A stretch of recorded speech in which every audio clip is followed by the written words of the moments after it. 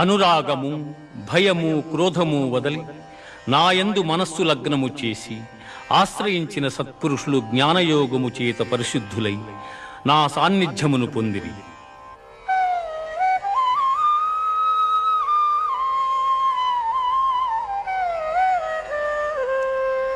ఏ యథా మాం ప్రపద్యంతే తాంస్తథైవ భజామ్యహం మనువర్త్మానువర్తంతే మనుష్యాః పార్థ సర్వశః. ఎవరెవరు ఏ ఏ విధముగా నన్ను తెలియగోరుచున్నారు వారిని ఆయా విధములుగా నేను అనుగ్రహించుచున్నాను. కాని ఏ ఒక్కని యందును అనురాగము గాని ద్వేషము గాని లేవు. యస్య